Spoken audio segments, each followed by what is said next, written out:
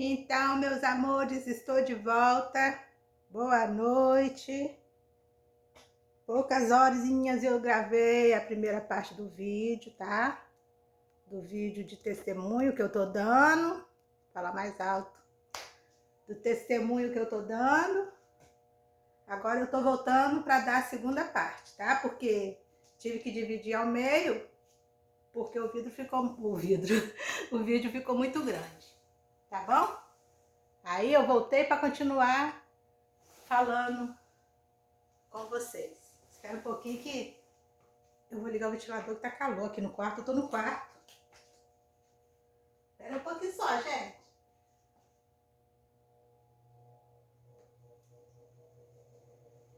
Quem não entendeu o que eu tô falando, se vocês pegarem essa parte agora, isso aí. Se vocês pegarem a segunda parte, vocês correm lá na primeira parte, que aí vocês vão entender o que eu tô falando, tá bom? Gente, eu parei na parte em que meu filho saía da maca, do corredor, e ia pro quarto, não foi? Eu acho que foi nessa parte que eu parei. Então, o que vocês fazem? Vocês vão lá no primeiro vídeo, tá? Parte 1. Vocês vão lá, assiste. Aí depois você vem na parte 2 e assiste. Aí vocês vão entender melhor do que eu tô falando. Eu tô dando testemunho, muito importante. E eu espero que tenha visualizações. Porque a minha intenção é poder ajudar as pessoas, tá? Porque a gente não tá livre de nada nessa vida. E de repente até tem alguém passando por isso. Ou talvez possa vir a passar. E se tiver... Peraí, gente, tô achando muito estranho essa câmera.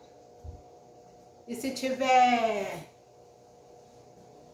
informação, coisas que eu não tive na época, porque ninguém sabia, então foi muito sofrido, tá? Como que você descobre que o seu filho tem uma doença de causa desconhecida, uma síndrome que nem os médicos conhecem, que nem os médicos sabem te informar o que está acontecendo, né? Aí eu peço a vocês que vocês assistam e compartilhem esse vídeo. É uma história longa, talvez eu ainda vou gravar mais vídeos falando sobre isso, porque eu quero contar tudo com detalhes, tá? Aí, igual eu terminei falando no primeiro vídeo, a gente chegou no Jaimes, no hospital do Jaime Santos Neves, eu acho que é isso. Chegamos lá, ele de manhã, ele já estava todo paralisado. Não mexia mais nada. Não falava mais, estava enxergando muito pouco e ficou lá até a noite toda naquela maca, até desocupar um quarto para ele ir. Chegando lá, de manhã, a gente fez a visita para ele e aí a gente veio embora. Mais tarde, a gente ficou sabendo que ele tinha ido para o quarto. Aí começou a saga do sofrimento. Gente, sofrimento e vitória.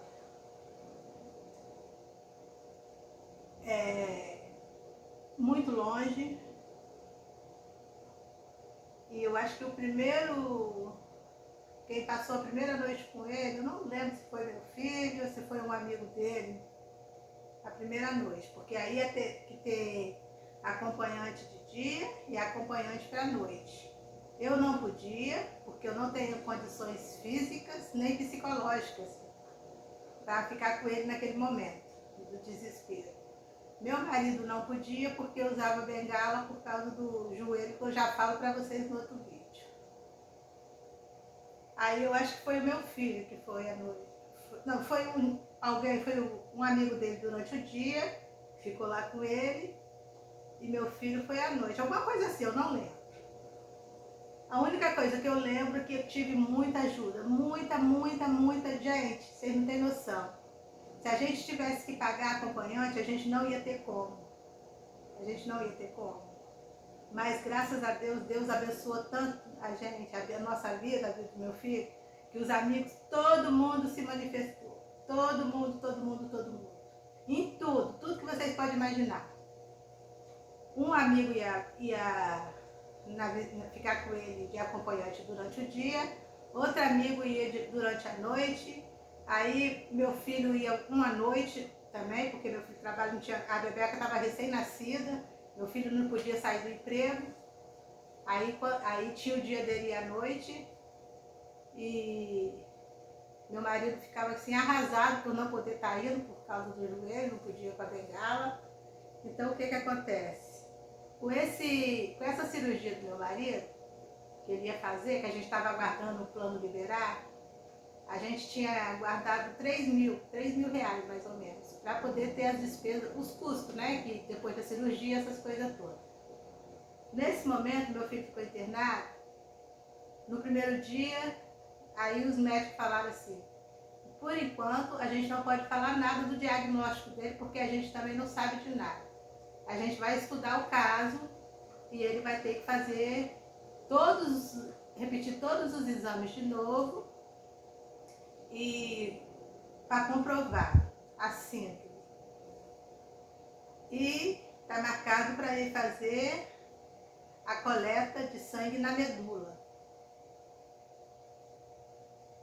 Aí, quando sair o resultado, que a gente vai entrar com a medicação, que a gente ainda não sabe o que é. Os médicos falando, a gente está estudando o caso, porque Jaime dos Santos Neto, gente, é um hospital referência, ele é enorme, enorme, enorme, você não tem noção do tamanho daquele hospital. E meu filho foi o único caso de síndrome de Guillain-Barré naquele hospital. Médico nenhum sabia como tratar, como cuidar, era de causa desconhecida, e os médicos começaram a estudar. Aquilo foi despertando mais curiosidade dos médicos, e mais eles estudavam para saber o que fazer. Meu amigo, um vizinho muito querido, um dos, né? Porque, gente quanta gente que ajudou, em tudo, tudo, tudo, tudo. Depois eu falo com mais detalhes para vocês. Nesse dia da coleta de medula, quem estava lá era o meu vizinho, que ficou lá com ele. E disse que foi um sofrimento, porque meu filho estava todo paralisado, e para fazer a coleta na medula tem que sentar. Então eles tiveram muita dificuldade de sentar ele, de segurar ele, para poder coletar o sangue na medula, para ter certeza do que ele tinha. Fizeram a coleta, estudaram, e esses dias foram passando e o caso se agravando. Aí já começa o milagre. Aqui eu já estou começando a contar um milagre para vocês, porque tem casos, gente, se vocês não conhecem, pesquise na internet. Tem casos que no terceiro dia a pessoa já falece, porque os médicos não conseguem descobrir o que o paciente tem. Aí vocês pesquisam, tá? Sobre a síndrome de Guillain-Barré. Vocês vão ver que eu não estou mentindo em nada que eu estou dizendo. Os médicos fizeram a coleta do sangue dele, na medula. Aí saiu o resultado positivo, que sim, ele estava com essa doença rara chamada síndrome de Guillain-Barré. E no Brasil não tem medicação para essa doença desconhecida. Os médicos falaram, por enquanto ele vai ficar só na medicação de dor e no soro, porque a gente não sabe o que fazer, porque a gente vai ter que fazer o pedido de um remédio importado. E esse remédio vai custar chegar, demora, porque ele não existe no Brasil. Ele vai vir de fora do Brasil. Aí meu filho ficou lá, gente, sem a medicação, 15 dias. 15 dias levou para esse remédio chegar. E nesse momento o quadro ia se agravando cada dia mais, até chegar ao auge do desespero. Por quê? Meu filho dessa vez estava lá. Meu filho liga para mim e fala, mãe, meu pai da Rebeca, eles estão querendo botar sonda nele. E meu filho começou a chorar, achando que o médico ia colocar sonda. Mas aí depois meu filho ligou de novo, mais calmo, falando que os médicos tinham desistido de botar sonda, que ia trocar Mas na hora de botar a fralda no meu filho doente, nesse que ficou doente, o desespero foi maior para ele, para o meu filho doente. Quando ele viu que ele estava naquela situação de usar fralda, isso foi logo no começo, tá, gente? No comecinho que ele entrou no hospital, já internou, já não tinha mais como fazer nenhum tipo de necessidade fora do leito. Ele chorou muito. Ele chorou muito, muito, muito, porque ele tinha que colocar fralda. E o meu outro filho, ele é evangélico. Ele estava desesperado ver o irmão dele naquela situação, sem ter certeza do que estava acontecendo. Meu filho falou: mãe, eu ajoelhei na cama, no leito da cama hospitalar, e orei a Deus, porque eu estava achando que meu irmão não ia suportar por mais tempo. Porque ele não engolia, a garganta dele fechou. Os médicos chegaram até a pensar em entubar ele, mas Deus é tão maravilhoso, mais um milagre. A sonda não foi colocada e meu filho não precisou ser entubado, porque Deus sabia que se eu visse meu filho naquela condição de entubado, eu não ia suportar, porque eu já estava assim, desesperada com tudo que estava acontecendo. E meu filho também. Aí vem a parte dos amigos. Gente, que manifestação bonita. Era amigo de dia, era amigo para noite para ficar com ele, era vizinho, todo mundo ajudou muito, muito, muito. Só que meu marido esqueceu do tratamento, não tinha como mais mexer no joelho, a gente não tinha mais como pensar, nem em mim, nem no joelho dele, só no meu filho. Esse dinheiro que estava guardado, teve que mexer nele. Pra quê, Cláudia? Por quê? Porque tinha que abastecer o carro todo dia enchendo o tanque, porque é longe. Aí levava um acompanhante, buscava, levava outro de noite, aí trazia no dia, todo dia nesse processo. E todo dia botando mais de R$200 de gasolina. Até que o dinheiro acabou. Depois eu falo o tempo. Gente, era tanta gente que começou a dar doação. Meus vizinhos deu para ajudar na gasolina. Minha irmã, minha sobrinha, meu outro sobrinho, muita gente ajudando de tudo quanto é jeito que dava. Ajudava na fralda e acompanhante que não faltou, graças a Deus. Todo mundo cuidando dele. Quando deu 15 dias de espera, meu filho estava paradão lá, paradão, vegetando, não mexia nada. Chegou o remédio. Nesses 15 dias, meu filho poderia ter morrido por falta de medicamento, mas tinha que esperar a imoglobina. Acho que é imoglobina o nome, eu não tenho certeza. Imoglobina, que chegaram 10 frascos, tá certo? Que tiveram que ele tinha que usar 2 por dia. 10 frascos, 2 por dia. Ele não tinha mais aonde furar ele. Não tinha mais onde furar, estava todo furado. Quando eu chegava lá era uma tristeza só, mas Deus é tão maravilhoso que eu chegava e eu conseguia me manter de pé, sem chorar perto dele. Mas quando eu saía de perto, eu saía do quarto, eu entrava no desespero de choro, deixando ele lá daquela forma. Naquele sofrimento e aquelas aplicações que não tinha mais aonde furar. Os acompanhantes também já não estavam dando mais nada por ele. Aí eles aplicaram esses 10 frascos de imoglobina, alguma coisa assim. E o sofrimento foi aumentando. Aí meu filho começou a assim, falar um pouquinho. Porque meu filho ele tem muita força de vontade, muita. Ele foi um guerreiro, ele é um guerreiro. Nesse tempo, ele começou a fazer amizade com os outros pacientes. Mesmo sem se mexer, por isso que eu falo para vocês, ele é abençoado. Os outros pacientes que estavam lá moadinhos, deprimidos, uns de acidente, outros de doença, outros de essas coisas. Fizeram amizade naquele quarto, que aquele quarto eles brincavam, era zoeira para todo lado, meu filho lá sem se mexer, sem nada, mas mesmo assim, todo mundo brincando, os outros pacientes se soltou mais, o quarto ficou mais alegre. as enfermeiras cuidando muito bem dele, os enfermeiros, os médicos, ele foi muito bem cuidado naquele hospital, graças a Deus, eu tenho muito a agradecer aquele hospital, os profissionais da saúde, todo mundo com muito carinho com ele, todo mundo. E eu tenho que agradecer a Deus também pelo SUS ter fornecido esse remédio que custou, eu acho que esses 10 frascos ficou para o SUS, acho que foi 100 mil reais. Foi nessa faixa de 100 mil. E o SUS forneceu esse remédio para o tratamento dele. Aí ele tomou esses 10 frascos. Nesse tempo, ele já estava lá um mês. Um mês ele estava lá. Até acabar o tratamento da hemoglobina. Mas os médicos não sabiam explicar como que ele ia ficar. Se ele ia voltar aos movimentos, se ele ia voltar a falar. Não sabia de mais nada os médicos. A única coisa que ele sabia, que pesquisou, foi sobre a hemoglobina. Graças a Deus chegou, mesmo tarde meu filho aguentou esperar esse remédio e tomou. Isso os amigos ajudando muito com tudo, gente. Motorista, gente para levar, gente para trazer, porque o marido não dirigia por causa da perna.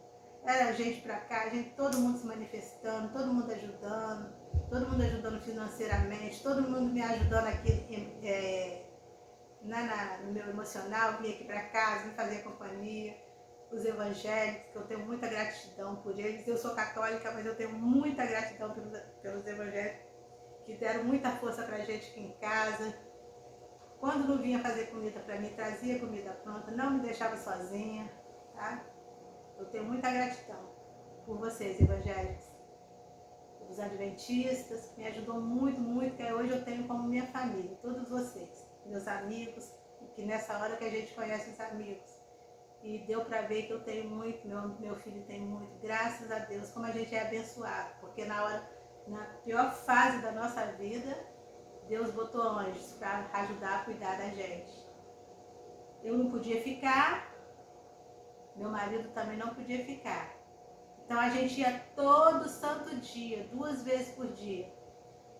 E com isso o dinheiro foi embora. Em um mês foi mais de 3 mil reais de gasolina, que era o dinheiro que a gente estava guardando para a cirurgia do meu marido. Nesse um mês, os médicos falaram, ó, aqui, o que a gente podia fazer por ele, a gente fez. Ele já tomou o medicamento, mas a gente não sabe como vai ser a recuperação dele, porque a gente também não conhece essa doença, não tem muita informação, a gente está pesquisando. Gente, mas era tanta pesquisa, os médicos, tanto médico, tudo interessado, o médico daquele hospital enorme, tudo interessado no caso dele. Porque o caso dele, além de ser raro, foi mais raro ainda. Por quê? Porque começou pelos braços.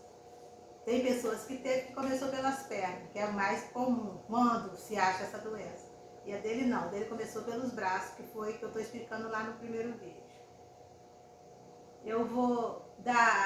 Aí os médicos falaram assim, eu vou tentar mandar ele para uma clínica de reabilitação lá em Minas. Quando eu moro no Espírito Santo, para quem são meus inscritos que não moram aqui no Espírito Santo, que eu tenho inscrito de outros estados. Eu fiquei desesperada. Ele falou, Betão falou para mim, porque não dava tempo de eu ver os médicos. Aí os médicos passavam para ele, passavam para os acompanhantes, e aí os acompanhantes passavam para mim. Eu entrei em desespero, falei, meu Deus, quem vai ficar com meu filho lá em Minas? Eu não tenho condição emocional para isso. Meu marido com o joelho desse jeito, eu comecei a chorar lá embaixo, não chorei perto dele não, chorei embaixo. O meu sobrinho, que ficava com ele de acompanhante à noite, falou, calma tia, não se preocupa não. Eu largo, se for preciso, eu largo tudo que eu estou fazendo, largo emprego, largo tudo, mas não vou abandonar meu primo não. Se precisar, eu vou para Minas com ele. Mas eu pedi tanto a Deus porque aqui tem uma clínica de reabilitação também, aqui no Espírito Santo, perto.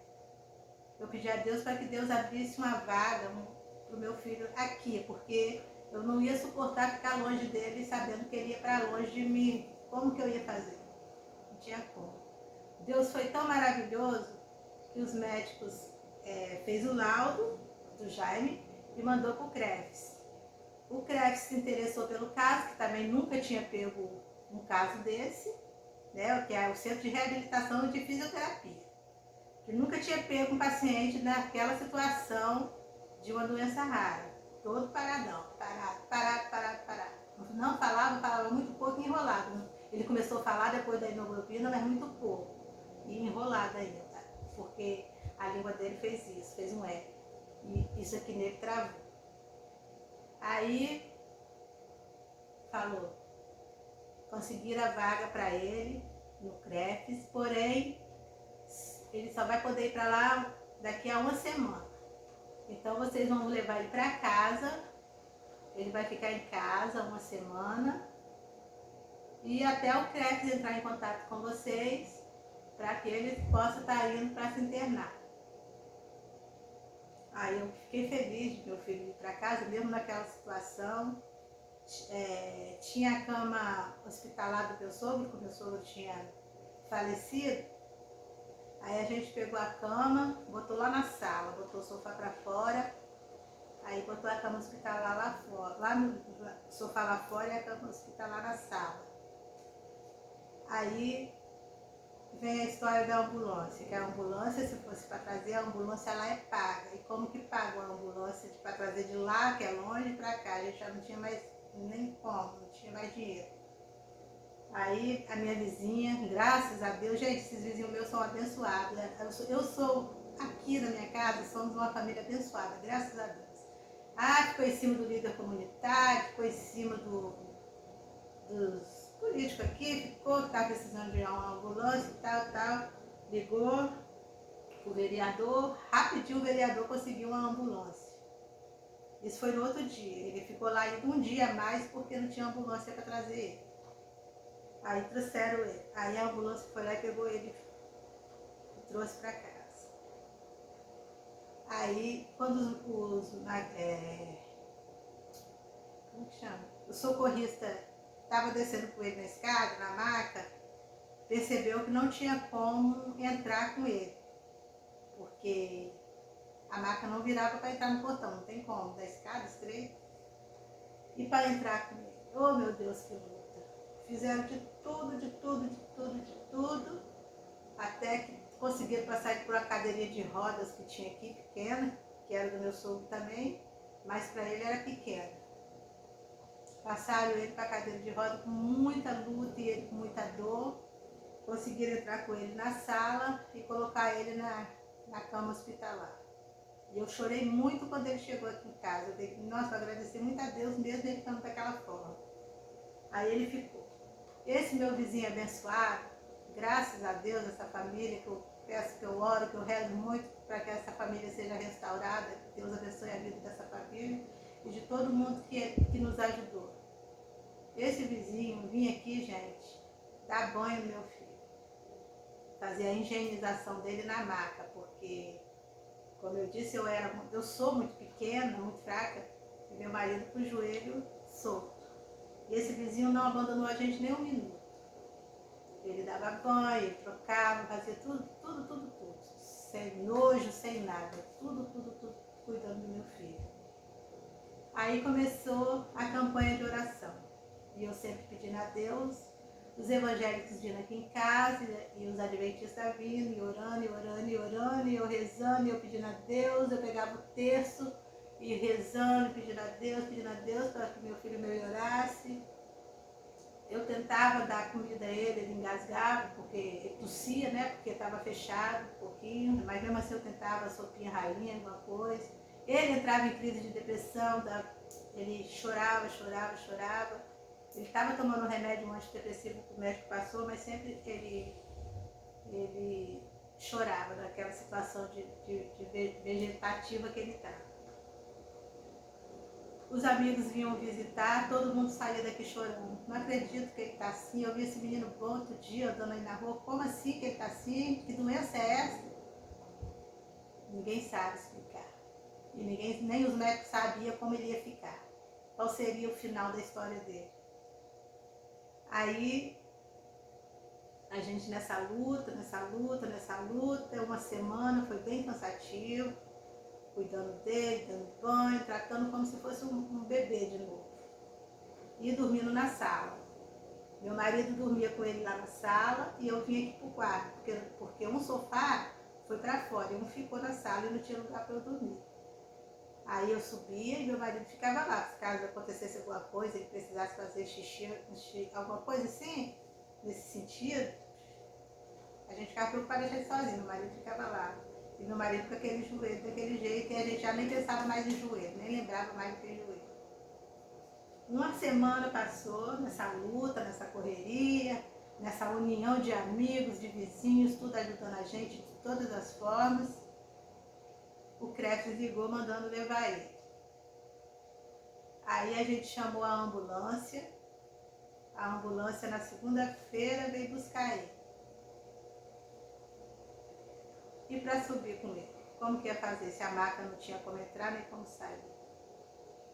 E meu filho é grande. E o quarto era só janela. O quarto dele só tinha... Amanhã eu vou levar vocês lá no quarto dele. O quarto dele só tem janela. De repente eu levo até hoje, que eu vou encerrar esse vídeo todo hoje, eu acho. Como que vai levar? Não tinha como. Aí eu pensei, a gente vai ter que improvisar alguma coisa. O que fizemos? Eu peguei um edredom, o socorrista mais os amigos tentaram passar por baixo dele assim, o edredom, passar, deixar ele em cima. Aí cada homem, um monte de homem forte, cada um, olha gente, olha a mão de Deus, pegava uma ponta assim, ó, pegava a ponta, aí outro homem pegava outra ponta, outro homem pegava outra ponta, outro homem pegava o meio, outro homem pegava o meio, e levava meu filho aqui dentro de um edredom. Quer ver o edredom?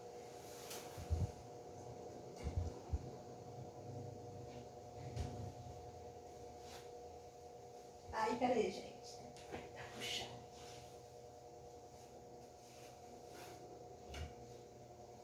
Ó, este edredom.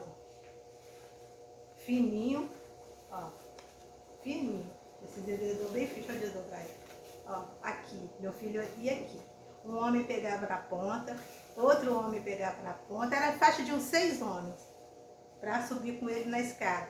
E Deus segurando embaixo, porque era muito, e por ele ser pesado, e o edredom fino, mas era o único jeito de levar ele. E nisso foi ficando, aí tá, ele foi lá pro CREF, a gente foi de carro junto, chegamos lá, atenderam ele, fizeram os testes nele, tudo, os enfermeiros. Era um lugar triste, gente, um quarto triste que ele foi, que eu fiquei com dó de deixar ele lá no primeiro dia. Aí os médicos falaram, olha, aqui é uma clínica de reabilitação, a gente vai trabalhar, fazer tudo para ele melhorar.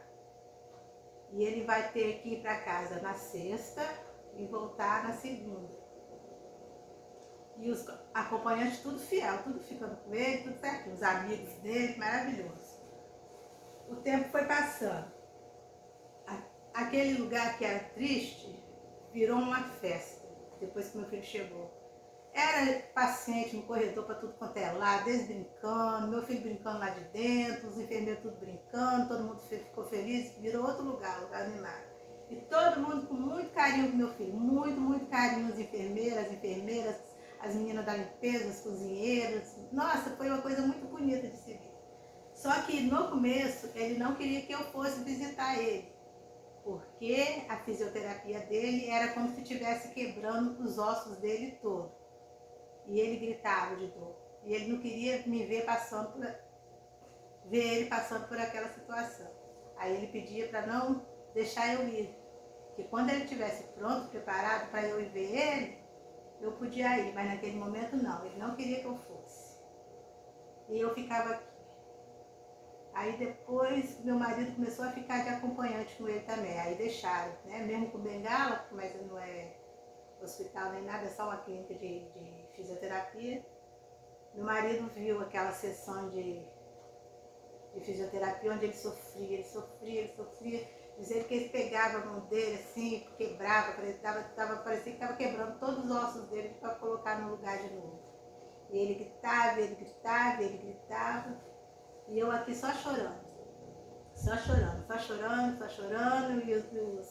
evangélico vindo aqui, orando, e a gente pedindo oração, e eu acreditando, com fé. Eu fraca já, porque ali eu já não estava comendo, já não estava dormindo, nem eu, nem meu marido. Aquela preocupação de não saber o que vai acontecer, se ele ia melhorar e tal. O tempo foi passando. Aí quando ele viu que ele estava suportando melhor a dor da fisioterapia, ele deixou eu ir. Ele falou, pode deixar a mamãe vir agora. Aí eu passei a ser acompanhante dele lá no CREF durante o dia, 2 dias na semana. 2 dias na semana eu ia ficar lá com ele. Gente, nossa, eu fazia festa lá, mesmo ele paradão lá e tal, as enfermeiras, tudo. Mas nisso já tinha um tempo já que ele estava lá e ele não queria que eu fosse. Aí chegava a fisioterapeuta no quarto, que dava a fisioterapia dele na maca mesmo. Mesmo assim ele segurava assim, a dor para eu não ver ele gemendo. E eu fazia umas piadinhas também para poder ele não perceber que eu estava daquela forma. E depois ia a TO. A TO só mexe nas mãos. Só mexe nas mãos. Aí ia fazer a fisioterapia dele nas mãos. Aí depois era a hora de dar banho nele direito, aí as enfermeiras iam. E o tempo foi passando. Eu ficava. Aí quando estava na sexta-feira, que era o dia dele vir, gente, você imagina a minha alegria? Eu ficava esperando, eu arrumava o quarto dele. O quarto não, que não estava no quarto, não. Todo mundo queria quebrar uma porta no quarto, mas meu marido, ele relutou até o fim para não botar, não, ele vai descer andando, ele vai descer andando, ele vai descer andando. E o tempo passando, ele sendo carregado no edredom. Quando ele vinha na sexta, para mim era uma alegria, meu Deus, meu filho está aqui. Aí os adventistas vinham no sábado, a gente fazia a oração. E recebia também visita de outros evangélicos. Quando dava segunda-feira, que era a ambulância chegava para levar ele de volta, e eu ficava aqui sozinha, gente, vocês têm noção do que eu chorava quando tirava ele daqui, daquela forma? Eu chorava. Eu queria que ele fosse, mas ele tinha que ir, sabe? Ele tinha que ir, era para o bem dele, ele tinha que ir. Aí eu ficava aqui chorando. Como eu sou católica, que eu já falei várias vezes, eu pegava o terço, só que eu não tinha nem força mais para rezar. Esse braço meu aqui, ele ficou muito fraco, muito fraco. Muito, que eu não tinha força para segurar o terço. De tão fraco que ele estava. E meu corpo já começou a se encher de mancha roxa. Fiquei mancha roxa, toda manchada de roxo. Só que eu não falava, porque eu tinha medo deles querer me levar no médico e dar alguma coisa e eu ter que parar e não ver meu filho, não poder cuidar do meu filho mais. Aí eu deixava. Aí nisso que eu ia rezar, eu segurava o terço, só segurava